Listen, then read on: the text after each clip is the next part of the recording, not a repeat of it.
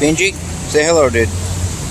So I'm out here downtown Dallas at the frickin' Dealey Plaza. Out here with Zach Hubbard, Gematria Effect News, sporting a frickin' free speech hat. Gave him that. So he's out here. He was at Oklahoma City yesterday, talking about the frickin' Oklahoma City deal. That was the day that the Oklahoma City deal happened on. The bombing, whatever. And I just wanted to show while I'm out here. So JFK, a lot of people don't know. So he was shot right here, dude. Right here, right where that X. Benji, dude. So right here. Benjamin, stop pulling me, dude. Hey. Hold on. Don't get hit by another car, dude. If you do, you're on your own. I'm not taking you to the vet. So right where this X is, that's where he got shot. So I was just talking to Zach about how there's this documentary called Everything is a Rich Man's Game. Very good documentary. That right there is the courthouse and the jail. That used to be an old women's prison that's shut down now. That's probably being left for placing people like us when shit hits the fan. But anyway, so the documentary called Everything is a Rich Man's Game. It's like 3 hours long, dude, but it's very, very, very much worth watching. It goes into everything from frickin' 9/11 to frickin' Rockefeller and the oil. I mean, everything in chronological order. And of course it talks about JFK, and it describes the murder in such a detail, dude, like you've never seen before. And so what he describes is that this was a well thought out thing, you know, obviously, but that they had hitmen, they had dudes up there in the library, they had freaking dude up there, they had dudes everywhere. One of the dudes that was paid to shoot him was frickin' Woody Harrelson's dad was a frickin' hitman, and he was one of the people with a gun. But all these frickin' people had shot him, but nobody killed him. And so they had one failsafe, dude. They had these two kids, and they were in this frickin' gutter right here, dude. They were in this gutter right there. And the frickin' kill shot came from right down there. Frickin' shot up and got him. That's why if you watch the JFK shot happen, he looks like he got shot from somewhere below. Like his whole frickin' head just, you know? It's because he was shot from that frickin' gutter down there, dude. This frickin' young kid was down there. It's pretty crazy, dude. I don't even know how the dude knew all this. It's this old frickin' British guy that does that documentary. But anyway, I just wanted to shout out, say hello. Shout out to Zach. Shout out to that train, because everybody in power is freaking running a train on us. But anyway, Zachary Hubbard, Gematria Effect News. I've followed his channel for years. I really enjoy his content. A lot of good stuff. I saw he was in Dallas. I had to come out and say hey, so I gave him one of the frickin' hats. Told me to email him and he'd promote it, even though I kind of stopped doing that a while back. But if people want them, I'll make it, dude. I won't even charge them. I mean, I'll charge them whatever it costs me to make it, but, you know. Anyway, I just wanted to say what's up. I'm gonna go get Zach real quick. You know, it's funny, the police officer who told me that the police officer who came out to Memphis and told me that I would be arrested if I used the megaphone. He gave me a card if I had any questions. And it was the area card, but the number was 231-2121. And I was like, you get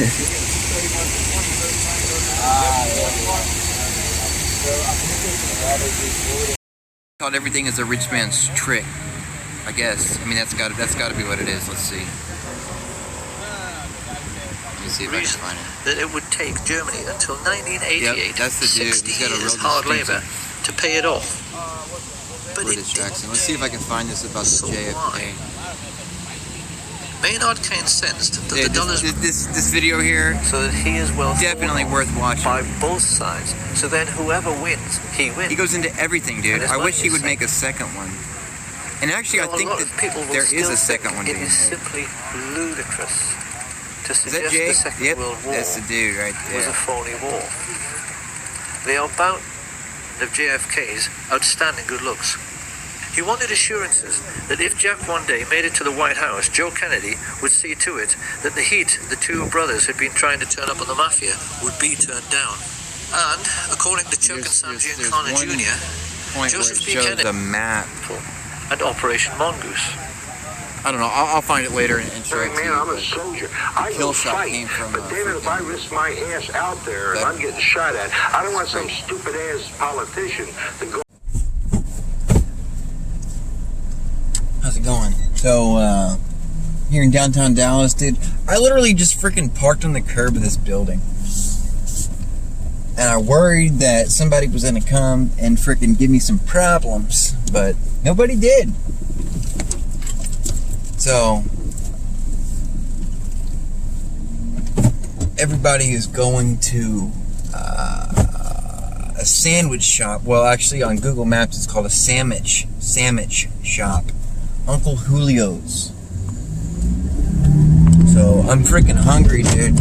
And everybody said like an hour ago, hey, we're gonna go get some food, and here we are. So anyway, I just wanted to share. Speaking of food, I was talking to this dude, and we were talking about preparedness and stuff, and I was talking to him about how back when I started collecting food, dude, it really was like I was collecting, dude, because like every paycheck I was buying stuff. And when I first started buying make ready eat type freaking basement snack food, I first ordered from the place that, God, dude, Brian from High Impact Flicks, that he gets paid to promote freaking My Patriot Supply. I first ordered from them. Damn. Some hot chicks down here as I run a stop sign. When I first started ordering food, that was over a year ago. A 2-week supply cost $99.99. Now, from My Patriot Supply, 2 weeks worth of food, $177. The price has gone up. $177 freaking dollars, dude. So if you aren't prepared as far as like, if the power were to go out and you couldn't go to the grocery store and buy stuff, then you would starve. Dude, if you're not prepared, I don't know, dude, you need to like get prepared like freaking yesteryear, man. You need to freaking start buying stuff like now. So if you're gonna buy stuff, if you really want to buy stuff, you need to order from, don't order from mypatriotsupply.com. They're way too expensive. You need to order from a place called the number 4 patriots.com. And they've got, from what I hear, their stuff is just as good, if not better, than what you get from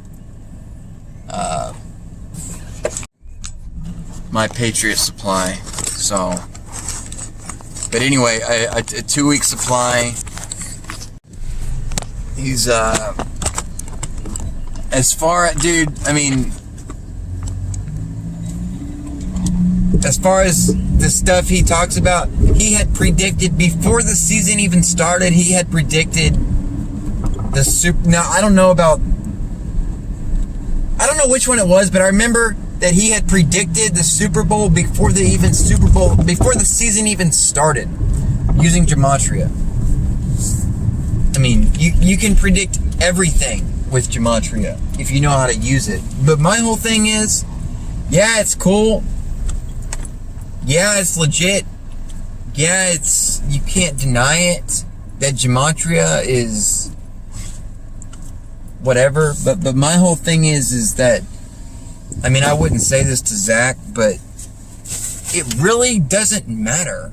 I mean, it doesn't, when I say it doesn't matter, what I mean by that is that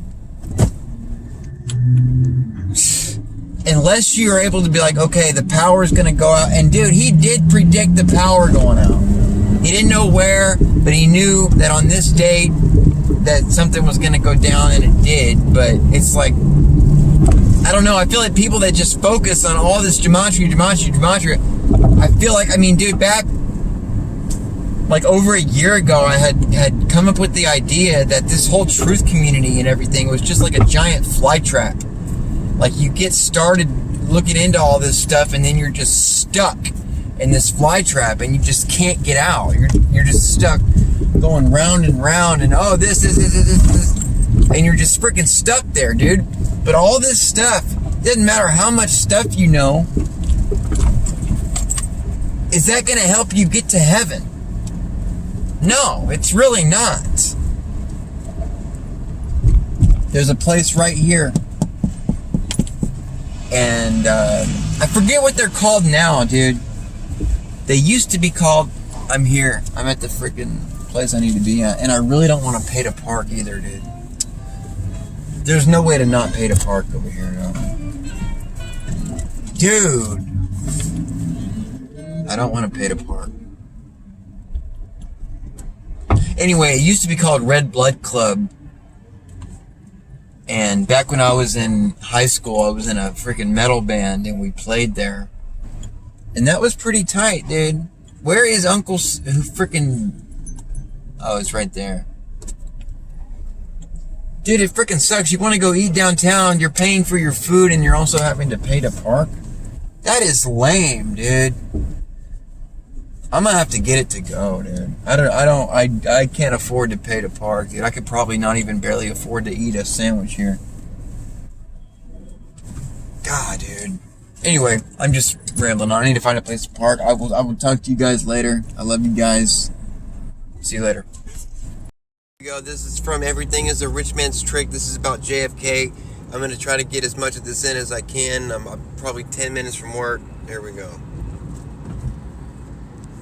And the mafia hitmen working with the CIA, they had a huge pool of killers to choose from. So he's talking about right now how all the people in power realize that they got to get rid of JFK, but they got to do it in a way that doesn't get them all hemmed up and get them in the electric chair for conspiracy to murder the president. So the first thing they got to do is find a patsy, and they got all their hitmen that they can choose from because they're working with the mafia anyway. And here we go.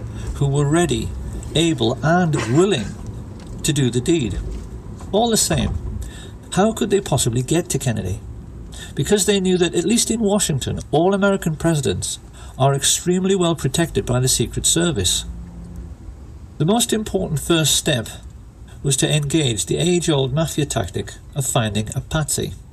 To this end, they turned to George de Mohrenschildt, a very sophisticated exiled Russian count and CIA agent, who was close friends in the oil business with George Bush and the Texas oil men.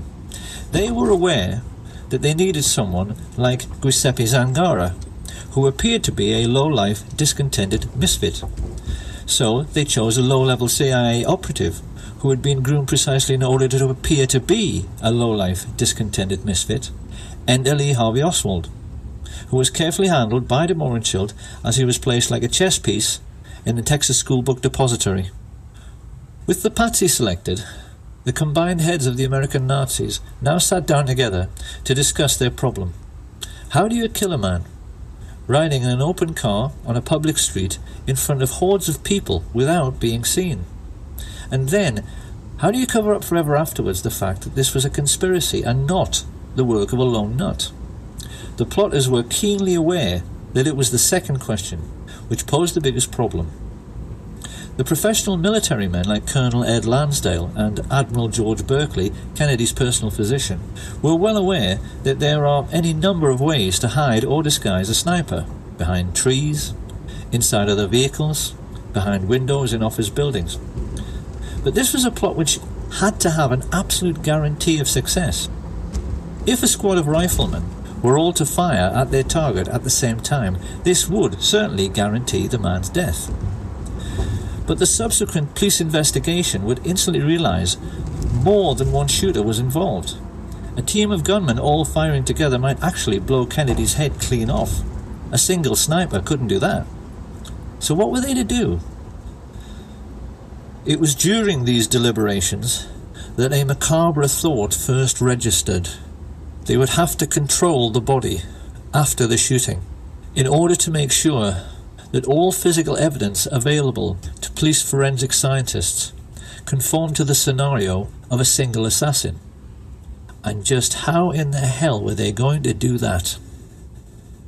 By way of preparing the ground, Sam Giancana now ordered Richard Nixon's political associate Jack Ruby to keep Oswald snug under his wing, and then to set about hiring the best local riflemen, preferred candidates being men like his close friend Charles Boyd Harrelson, the father of Hollywood actor Woody Harrelson, who had proven his hitman credentials by shooting dead dozens of men for money.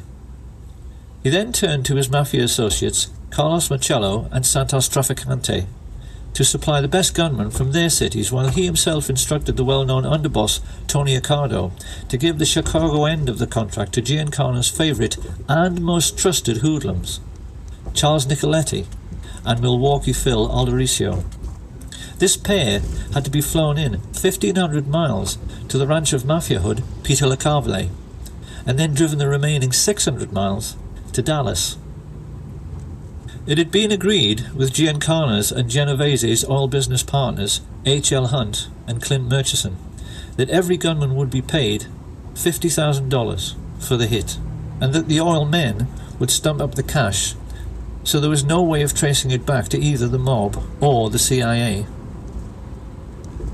For their part, Jack Crichton and George Bush were trying to lay the groundwork at the street level with the mayor Earl Cable, the brother of CIA chief Charles Cable, whom Kennedy had fired.